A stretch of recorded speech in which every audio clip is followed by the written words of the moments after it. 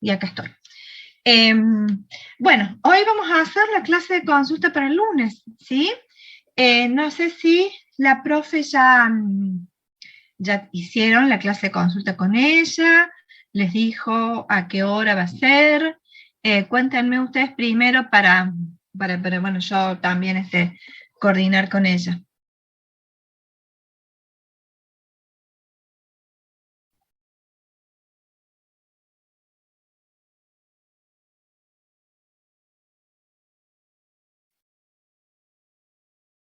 Fuerzas intermoleculares también. Ah, van a asustar. Sí.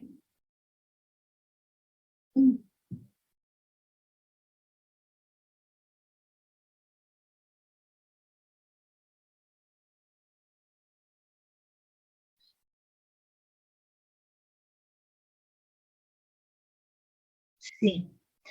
Bueno, esto presten atención porque yo todavía no logré hablar con ella, pero lo más probable es que dividamos en dos grupos.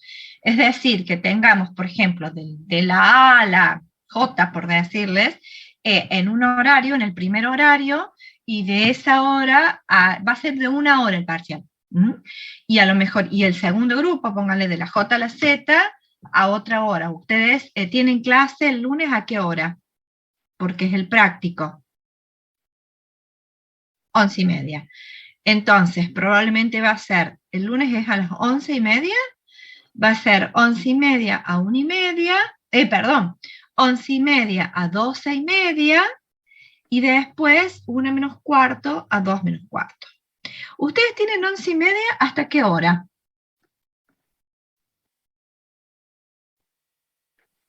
Bueno, entonces vamos a estar dentro del horario.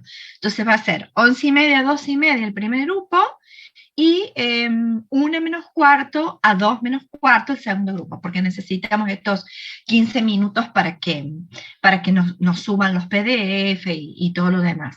Bueno, el parcial, como yo les dije, tiene 5 temas básicamente. Un tema que es el de la primera parte, de la primera unidad, es decir, de estequiometría, con cálculo de moles, moléculas y eso. El segundo es de teoría atómica, ese es netamente teórico, ¿sí? En algún tema de teoría atómica va a ser un verdadero o falso, bueno, algún tema de teoría atómica lo van a tener que brevemente desarrollar en función de ese verdadero o falso del ejercicio. Cosas que hemos visto todas, muy simples. Después, el tercer tema es de configuración electrónica y tabla periódica.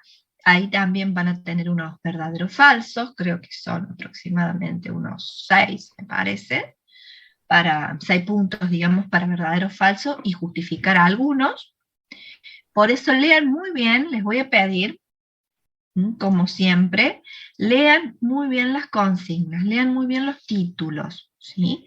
Para ver exactamente qué es lo que tienen que justificar y no trabajar de más o de menos, ¿sí? Es decir, lean muy bien el título, para hacer exactamente lo que se pide. Ni más porque no les va a alcanzar el tiempo, ni menos porque va a estar mal. Así que lo primero de todo, leer e interpretar la consigna. La leen, la interpretan, y si no la interpretan, preguntan. No se queden con dudas de ninguna consigna. Son muy simples, pero bueno, por las dudas. Y después, los otros dos ejercicios, uno es de la parte de enlace, estructura de Lewis, y el otro, el último, sigue un poquito más, y el último ya es ¿cómo es? Geometría molecular, polaridad de las moléculas y fuerzas intermoleculares. Y ahí también, bueno, no, en los dos últimos lo que tienen que hacer es hacer el ejercicio, como siempre. Decir cuál es el enlace, hacer la estructura de Lewis, de otra molécula, hacer la estructura de Lewis, decir la geometría, la hibridación y las fuerzas intermoleculares.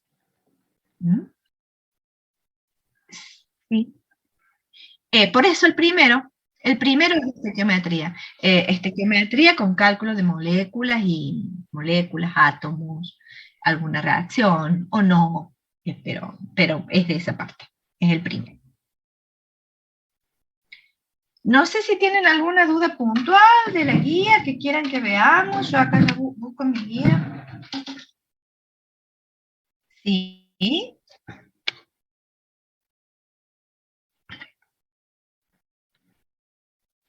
Ajá. A ver, bueno, dale. Bueno, en primera Empieza por instancia, el principio. sí, está perfecto. Y antes de justo hacerle eso, le hago otra preguntita. En los verdaderos falsos conceptuales, en el caso de las Sí. preguntas que sean por ahí falsas, que creo que son las que nos va a pedir que justifiquemos, por lógica, eh, básicamente nos remontamos a los conceptos teóricos puntuales. Por ejemplo, si nos habla de que el modelo de Rutherford se realizó con una serie de experimentos y esos experimentos son erróneos, uno tiene que decir no. Lo que fue realmente que se hizo fue Ujú. usando láminas delgadas de oro para ver cómo se comportaban y demás. Exacto. Perfecto. Ahora, fíjate bien, porque no sé si soy tan lógica, pero me parece, no me lo acuerdo ahora, que en algún punto lo que les pido es que desarrollen lo correcto. Eh, quieren por eso lean bien. Creo que no me acuerdo, pero creo que en el primero tienen varios enunciados, hay uno que es correcto, entonces yo les pongo que ese que es correcto lo desarrollen, por decirte. ¿Me entendés? Por decirte un ejemplo, ahora ni me acuerdo cuál era, pero por decir, la teoría de Bohr, o la teoría, sí, la teoría de Bohr considera que los electrones giran en órbitas fijas cuantizadas y las otras son incorrectas. Entonces yo les pongo desarrolle lo que es correcto. Entonces, ¿qué harán ustedes? Sabiendo que eso es correcto, desarrollan explicando un poco más la teoría de Bohr. ¿En qué se basó? Lo que puedan ustedes explicar de la teoría de Bohr. ¿Se entiende? Es decir, identificar cuál es lo correcto de ese enunciado y a ese punto que es correcto, desarrollarlo, es decir, desarrollar un poco la teoría. Por supuesto que no me van a escribir 3 hojas, ¿no? Es decir, con medio párrafo, con un párrafo, me conformo. ¿Mm? Tampoco 2 renglones.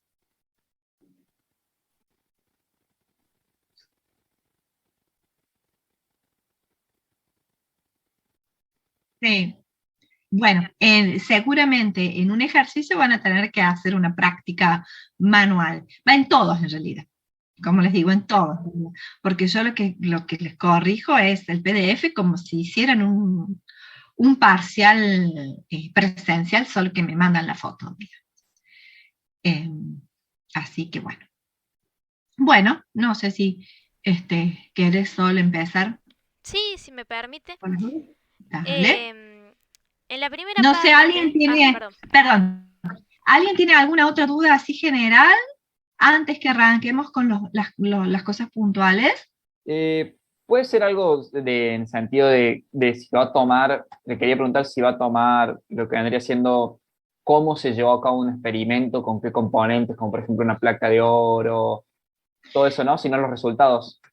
Mira, en realidad es la teoría en, por ejemplo, si vamos a Rutherford, y sí, una descripción no minuciosa del experimento, pero de decir, por ejemplo, si justamente Rutherford es el punto correcto, de decir, bueno, una placa de metálica fue bombardeada por partículas beta, em, ese tipo, o sea, no Claro, en detalles estrictos del experimento, es decir, la placa de tantos milímetros por tantos milímetros, no, no, no, lo general, ¿m? Lo general.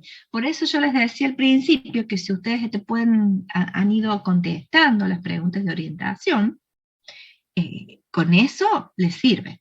Digamos. No vamos a ir a detalles puntuales. Se usó una corriente de 2,3 amperes. No, ¿m?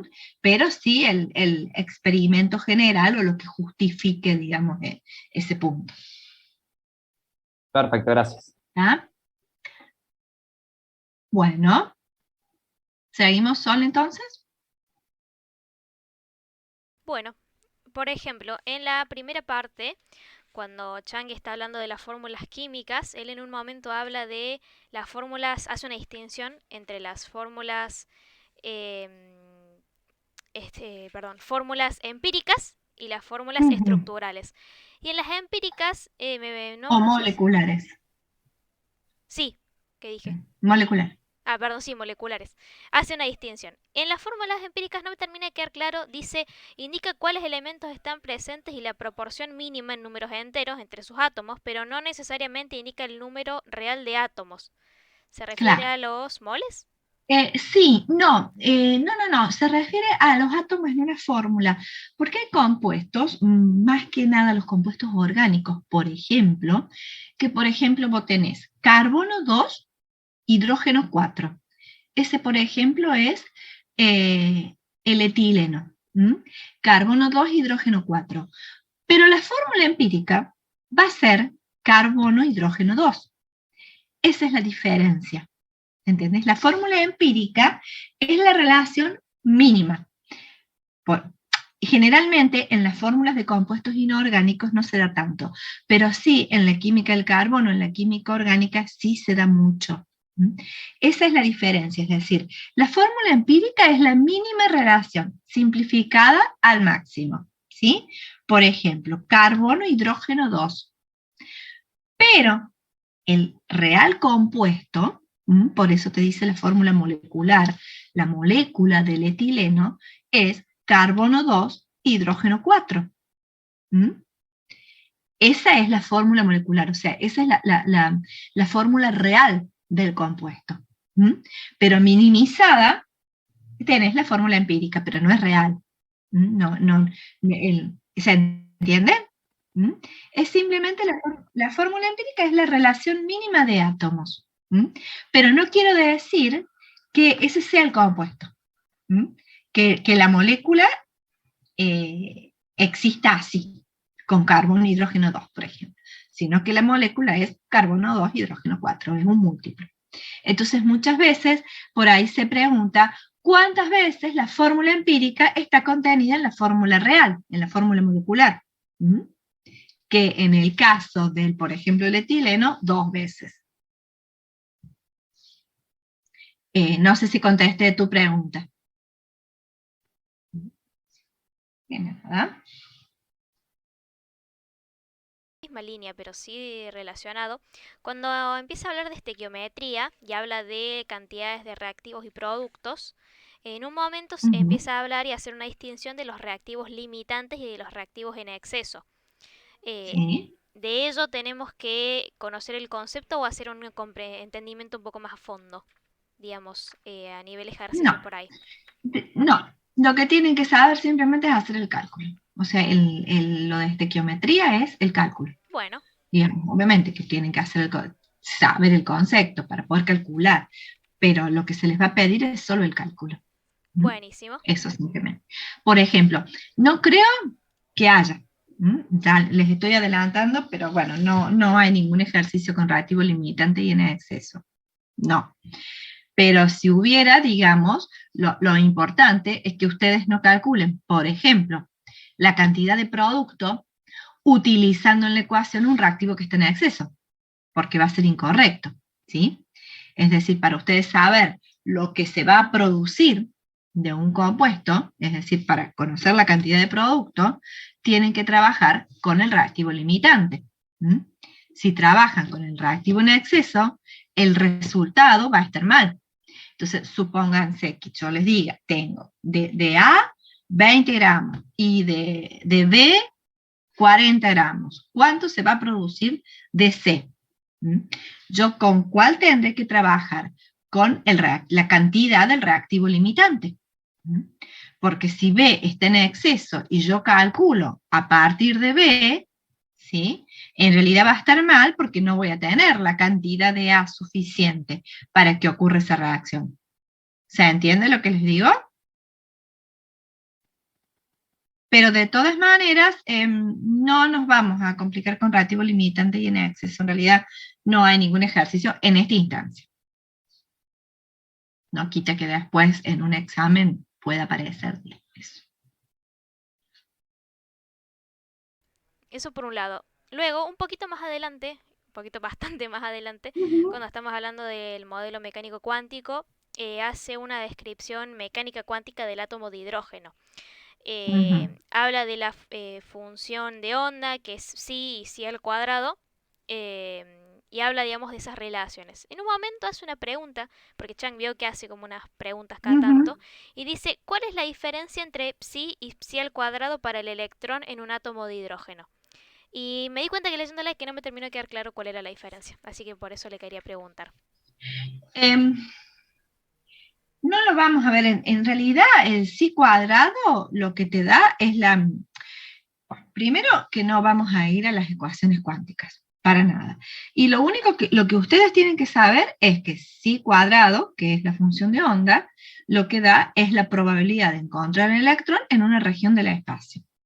No tengo exactamente el libro para ver qué dice de sí, pero en realidad, digamos, yo con lo único que me conformo, ni siquiera con eso, porque ni siquiera, pero bueno, el psi cuadrado es la función de onda, donde psi cuadrado da la probabilidad de encontrar al electrón en un determinado orbital. Y eso nada más. En la ecuación, sí solo, la verdad que no, tendría que leerlo Chan para ver a qué se refiere. Pero lo importante es que sepan qué significa el psi cuadrado, que es la probabilidad.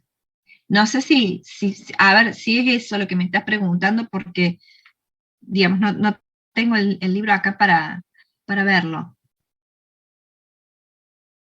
Ujú.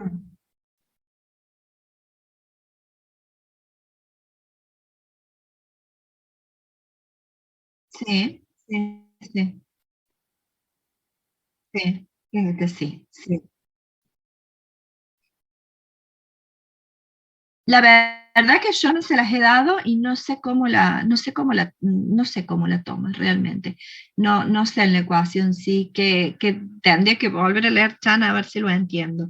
O es simplemente una pregunta capciosa para que ustedes sepan que el cuadrado de sí da la probabilidad y no. Ujú. Y en esa misma línea me puse a pensar después, más adelante, cuando ya retome por ahí este concepto para las propiedades periódicas que habíamos trabajado nosotros, la carga nuclear, el radio atómico y compañía. Sí, Él define al radio atómico como la mitad de la distancia entre los núcleos de dos átomos metálicos adyacentes a una molécula diatómica. Em, ujú, y yo tengo la pregunta, porque si no entendí mal, él también había dicho en un momento que por la ecuación de Schrödinger no podíamos definir al mismo tiempo la posición de manera exacta y la velocidad de un electrón, ¿verdad? Al mismo sí, tiempo. sí. Entonces no entiendo por qué se define el radio, el radio atómico en base a la distancia entre dos núcleos, cuando por la regla de Schrödinger podríamos decir, bueno, no sé la velocidad, pero sí sé dónde está, y yo no podría medir de forma sucesiva las posiciones del electrón y después de decir, bueno, la posición más alejada fue esta, por ahí debe estar el radio. ¿No podría ser eso? Sí, sí, pero sí, digamos, ese sería un cálculo probabilístico. Son dos cosas distintas, digamos. Una es un cálculo probabilístico, que podría ser, pero lo otro es las medidas con técnicas espectrométricas, o sea, son medidas experimentales. Vos podés experimentalmente, con equipos, con técnicas espectrométricas, podés establecer la distancia entre los núcleos, ¿sí? O por difracción atómica, por distintas técnicas. Podés establecer la distancia entre los núcleos. Entonces, eso es más una medida más real, experimental. Se sabe que en determinado compuesto la distancia entre los núcleos es tanto, entonces se toma como el radio atómico la mitad de esa distancia. ¿Mm? Son dos cálculos distintos. Uno es experimental y otro es matemático probabilístico, digamos. Eh, no debería haber muchas diferencias, digamos. En realidad ese modelo tendría que, si es válido, cuando se llegue para un determinado, acordate también que ese modelo, digamos, es totalmente válido para el átomo de hidrógeno. Para átomos multielectrónicos se complica muchísimo. Pero suponete de que se trata de un físico que se dedica a investigar sobre esto y hace las probabilísticas y las ecuaciones y todo lo demás, y lo puede predecir. Bueno, la diferencia está en que uno es un resultado teórico predicho por estas ecuaciones, y el otro se toma como un resultado experimental, que deberían estar próximos, digamos, si el modelo es válido. ¿Te contesto la pregunta?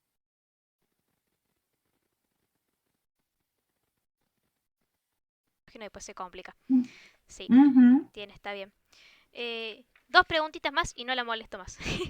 No, dale, para eso estamos hoy. Bueno, genial. Lo que es la variación de las propiedades químicas en los elementos representativos, Chang hace como un análisis bien en detalle de la tendencia puntual del grupo 1A, del 2A, del 3A y demás. ¿Tenemos que saberlo a nivel de detalle o ni? No, Okay. no, para nada. Buenísimo. No, simplemente es las propiedades periódicas, o sea, cómo varían en un periodo y en un grupo, y por qué. Carga nuclear, acuérdense de la carga nuclear. Sí. Yo te digo, el CHAM está escrito, en realidad, es el libro de cabecera, pero es el libro de cabecera del que estudian con punto y coma los ingenieros químicos, los licenciados en química. Es decir, ustedes, por la especialidad que tienen, digamos, del CHAN, como les dije a principio de año, vemos la 20ª parte. Lo tenemos que tomar como libro de cabecera, pero yendo a lo más general, a lo más grueso. Y por eso es que tienen en el apunte las preguntas de orientación, porque justamente para ver hasta dónde limitarse con el CHAN, que profundiza muchísimo más de lo que es el nivel de este curso para esta especialidad. Por eso está la ayuda de las preguntas de orientación, que un poco tratan de limitar hasta dónde llegar.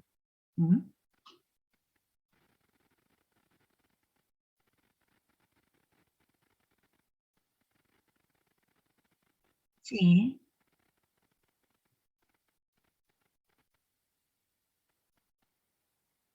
Sí. Hacia ya el último, cuando vimos teoría del enlace de valencia, él habla también de otra teoría que es la teoría de los orbitales moleculares. Esa me parece que no la vimos. No, Bien. no la vimos ni la vamos a ver. Perfecto. Sí la ven los químicos, los ingenieros químicos, sí, pero nosotros no.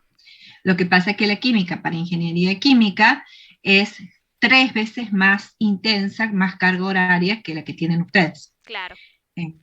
Entonces, bueno, nosotros llegamos hasta ahí nomás. Buenísimo. Con que ustedes me puedan decir que un enlace se forma por una superposición de orbitales atómicos, me quedo reconforme. Y que la hibridación justamente es un modelo que me permite validar esa superposición de orbitales atómicos para formar el enlace, hasta ahí está perfecto. Lo que ya sigue después en la molécula, los orbitales moleculares, ya no, nos quedamos ahí nosotros. ¿Nada más? ¿Alguien más? No, por favor. ¿Alguien más que tenga algo? Yo, profe, tenía una consulta con el tema de electronegatividad y afinidad electrónica. Que electronegatividad, lo entiendo bien, o sea, dice que es la tendencia de un átomo para atraer electrones en un enlace químico. Hasta ahí vamos bien. Sí. Y se me complica con afinidad electrónica, que se define como el cambio de energía producido cuando un electrón es aceptado por un átomo. Bien. Si un átomo acepta un electrón, o sea, es más electronegativo, digamos que está hacia arriba y hacia la derecha en la tabla. Pero también va a tener más afinidad electrónica, o sea que el cambio de energía es más grande. ¿No sería esto como contradictorio? O sea, si hay más cambio de energía y se necesita más energía para que lo acepte, como que no se tendría que complicar más que lo acepte. No es que se necesita más energía. En realidad es es una energía liberada. Por eso yo les dije, para que les quede más claro, que tomen otro concepto de afinidad electrónica, que es lo mismo, pero en realidad que tomen afinidad electrónica como la tendencia o la capacidad de los átomos para tomar electrones y formar un anión. Para que no se confundan con lo de la energía. La energía es energía ganada en realidad, para estabilizar, digamos, el átomo como un anión.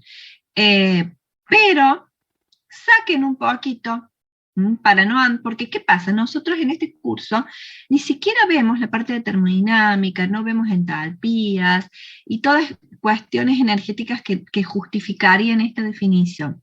Entonces, saquen esta definición y toma como afinidad electrónica la capacidad del átomo para tomar un electrón para formar un anión. Entonces, ahí no vas a tener contradicción, porque un átomo que tenga mayor capacidad para tomar un electrón para formar el anión, por supuesto que cuando se une con otro átomo en un enlace químico, también va a tener más tendencia a atraer para sí los electrones. ¿Se aclara un poquito, Juan? Sí, ahí se aclaró. Muchas gracias. ¿Sí? Es decir, saca el concepto de energía por ahora, que no está mal, que es correcto, pero puede generar ruido. ¿Algo más? ¿Nada más? ¿Van a estudiar el fin de semana? No han visto mucho hasta ahora, han tenido muchos parciales esta semana, ¿no? Sí, yo estoy así también, profe. Y tienen el lunes. Bueno, si el profe les ha dejado el mail abierto, por ahí si les surge alguna cuestión del práctico. De nuevo, para repasar, la parte de estequiometría es bien práctica. O sea, ahí no va a haber conceptos para simplificárselas. Es hacer el ejercicio, nada más. Después sí, es bien teórica la parte de teoría atómica y configuración electrónica y ¿cómo es? Tabla periódica y propiedades periódicas. Pero son los conceptos básicos que hemos visto, ¿no? De teoría atómica, y eso es teórico. Y después, los otros dos puntos que corresponden a lo que es el enlace y las fuerzas intermoleculares es práctico. Es decir, es un práctico teórico. ¿Por qué? ¿Qué van a tener que hacer? Les voy a dar dos moléculas, van a tener que decir cómo es el enlace y hacer las estructuras de Lewis. En definitiva, es práctico, digamos. Es hacer una estructura de Lewis como las distintas que han visto en los ejercicios. Y después el otro es decir cómo es la geometría molecular, que también es práctico, bien práctico, pero quiero decir, práctico en el sentido de que no se tienen que explayar a describir ninguna teoría. No les voy a pedir que se pongan a describir ni la teoría de repulsión de los pares de electrones, ni que describan la teoría del enlace valencia, no. Es simplemente hacer el ejercicio, hacer la estructura de Lewis, decir cómo es la geometría en función de lo que dicen esas teorías, pero no van a tener que describir ninguna teoría. Y lo mismo con las fuerzas intermoleculares. No sé si se entiende, digamos, la diferencia. Ustedes tienen que conocer la teoría, pero yo no les voy a pedir que se pongan a describir la teoría de repulsión, donde tenga que definir qué es una zona de densidad electrónica, no, pero poder aplicarla a la molécula que les voy a dar. Creo que así se simplifica un poquito más. Profe, ¿Sí? otra cosa, Sí. el desarrollo del parcial usted dijo que es todo a papel y después mandamos Sí. fotos por PDF. Sí. Ah, Sí, bien, o sí. sea que las preguntas que van a estar en V no van a ser para que completemos algo, simplemente son a modo de lectura. Exacto. Es decir, ustedes lo van a tener que mandar y se les va a cerrar. Las tres primeras tienen que marcar opciones porque son verdaderas o falsas. Las dos últimas, como son solo de desarrollo, de escribir, en realidad el profe les ha dejado como como un espacio, digamos, para escribir, pero yo no quiero que pierdan tiempo y lo escriban ahí. Es decir, yo no voy a, si ustedes, por ejemplo, en las 3 primeras a lo mejor marcan cuál es la opción correcta en el V, digamos, en el aula. Y las 2 últimas, como en realidad tienen que escribir y van a tener un pedacito para escribir, podrían escribir ahí, pero yo no quiero que pierdan tiempo en escribir ahí. Quiero que escriban en la hoja y me manden eso. Es decir, a ustedes se les va a cerrar, ¿sí? Se les va a cerrar el aula. Pero no se preocupen que de cajón van a tener 6 puntos y no 10. Porque las 2 últimas, ¿sí? Las 2 últimas yo las voy a ver en la foto, digamos. Y las primeras van a poder marcar algo en el aula, pero en realidad tienen que estar justificadas en la hoja. ¿Qué quiero decir con esto? Quiero decir con esto que marquen la opción correcta en el aula como para mandar algo, ¿sí? Pero todo el parcial tiene que estar hecho en papel y me mandan la foto. Y es eso lo que yo voy a tomar como válido. ¿Se entiende lo que estoy explicando? Yo por ahí soy media, el parcial, digamos, yo lo hice, pero las profes de práctico me lo pasan al aula, porque yo soy media dura con eso. Después de 2 años no me puedo ayornar. Pero bueno, digamos, ustedes marquen las opciones correctas y mándenla, pero como les digo, los últimos puntos, como son para desarrollo, no lo desarrollen ahí, desarrollenlo en la hoja, para no perder tiempo, porque si no lo tendrían que estar haciendo doble, y aparte hacer una estructura de Lego en la compu, como que obviamente que les va a llevar mucho más tiempo. Entonces, bueno, hecho en una hoja de papel, es más rápido para ustedes, y después me sacan la foto, yo lo veo y ya está. No sé si quedó Genial, claro. profe. Sí, estaría buenísimo. Dos cosas. Por un lado, si usted nos dice que la solución de los últimos 2 puntos es solamente a papel, que se inhabilite la posibilidad de escribir en la V, por las dudas de que alguien por ahí se tome el trabajo, no lo haga en papel, como para que no genere confusión, que eso se deshabilite, la opción de escribir en la V. Sí, ya les voy a decir, yo no sé bien cómo lo han hecho las profes, porque me dijeron de que no podían, no me acuerdo qué no podían y qué podían. Bueno, bien. Pero bien, y por otro lado, no te hagas problema, porque yo lo voy a recalcar y recalcar en el pase. No, y la otra era una girada en realidad, que el tema de lo que usted decía, que no nos asustemos de que tengamos 6 puntos cuando termine como máximo. Es que no van a ver los puntos, porque no está habilitado para que lo vean. No lo van a ver, ustedes no lo van a ver. ¿Y para cuándo van a estar los resultados, profe, subidos en autogestión? Bueno, eso no sé, eso tenemos que ver, porque tengo 2 o 3 cursos de 130 cada uno, así que eso capaz que cuanto antes. Yo me pongo a corregir apenas ustedes entregan, pero por ahí es bastante más difícil a veces que en presencial, digamos. Es bastante más difícil. Pero bueno, lo antes posible. Pónganle así como una exageración, 15 días, que nunca son 15 días, es antes, pero bueno, por una exageración pónganle 15 días. Bueno, genial, profe, gracias. Bueno, sí. Claro, sí. Eso les pido, así como favor, que traten de que sea todo vertical, porque me han armado archivos que una es vertical, la hoja que sigue es horizontal, la otra que sigue, entonces hay que perder un montón de tiempo en girar cada hoja por separado para poder, o si no, leer de costado.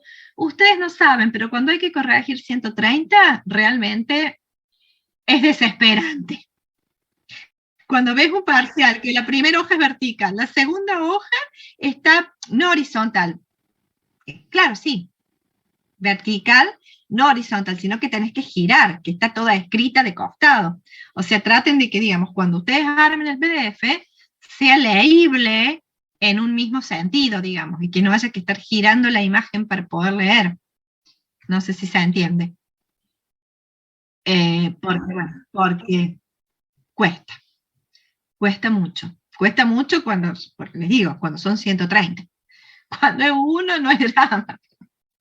Así que bueno, como favor, sí. No.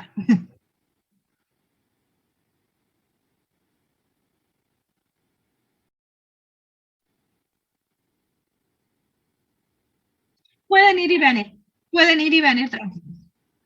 Pueden ir y venir. Tranquilos, tranquilos, no. No, no, no. De hecho, como decía Leandro, es decir, lo que a mí me importa es que ustedes lo que van a tener en el aula son los enunciados. ¿M? Y después ustedes desarrollan todo en la hoja.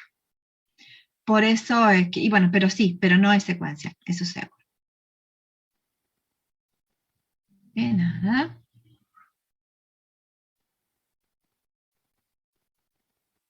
Exactamente, digamos, a la hora se cierra el cuestionario, digamos. Y ahí, a partir de ahí, tenemos 15 minutos.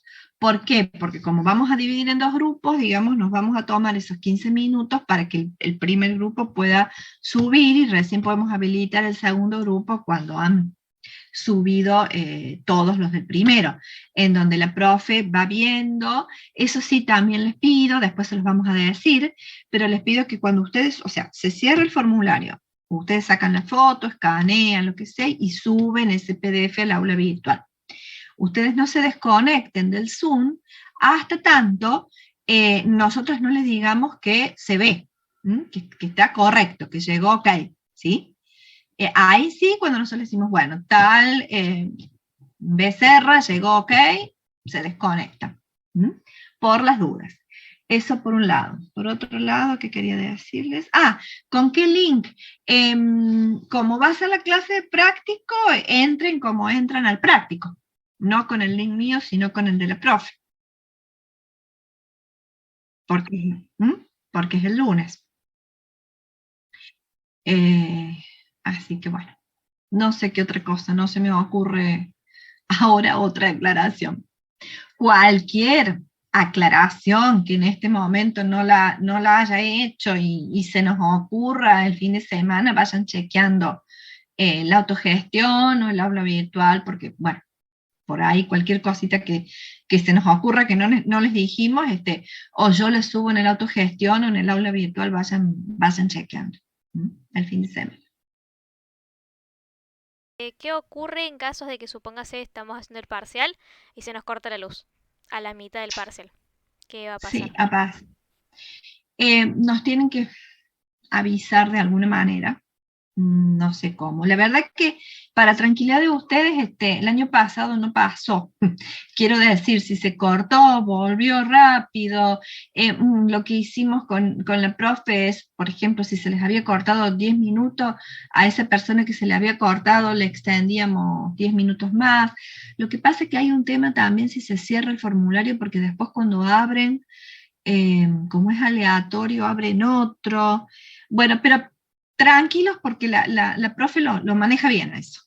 lo maneja bien a eso y tratamos de ser lo más justo posible para todos.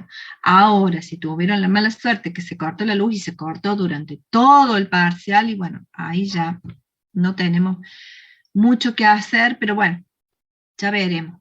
Ojalá que no pase. Trataremos de ir salvando las situaciones, ¿sí? Vemos cómo lo hacemos. Ojalá que no pase, porque, bueno, tampoco me pueden decir que se les cortó la luz a la mitad, porque ahí sí vamos a dudar. Pero bueno, vamos viendo las situaciones, vamos viendo las situaciones particulares y bueno, y ojalá que no pase. No sé si alguno vive en zona donde se está cortando mucho la luz.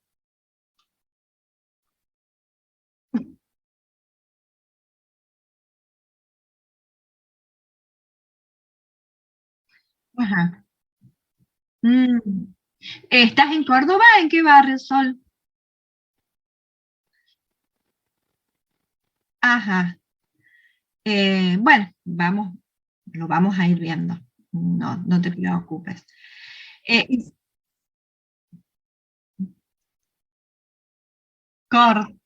toquemos madera. Y con la estabilidad de internet, y bueno, también es un tema. O sea, desgraciadamente no lo podemos, lo vamos viendo. Cuando ocurra, a mí también, muchas veces en la misma clase me aparece su conexión es inestable, y bueno, lo vamos viendo. No podemos más que hacer eso. Pero bueno, yo lo que les digo es que hasta ahora, el año pasado, porque este año no tomé todavía parciales, sí exámenes, no ha habido problema, gracias a Dios, en los exámenes. Y el año pasado tampoco tuvimos demasiados problemas, por suerte. Así que bueno, esperemos que este año sea lo mismo. Bueno, nada más entonces. Nada más, hablen ahora o callen para siempre. Nada, bueno, entonces. Profe, sí. perdón, no sé si lo dijo. Yo primero, ahora no tengo ninguna otra duda, pero si se me llega a surgir otra duda antes del parcial, ¿podemos escribirle por mail? Sí. Sí, no hay problema. ¿Podría repetirnos su mail? Yo no lo tengo Prometo intentar verlo. Porque este fin de semana estoy media complicada porque tengo un viaje programado, pero voy a intentar verlo donde sea. Si es más de práctico, bueno, si es de algún ejercicio práctico en particular, traten de contactarse con la profe. Y si es más de teórico, conmigo. Es Heimer, como es mi apellido, la Heimer, y después @frcutn.edu.ar. Igual que todos el mail institucional.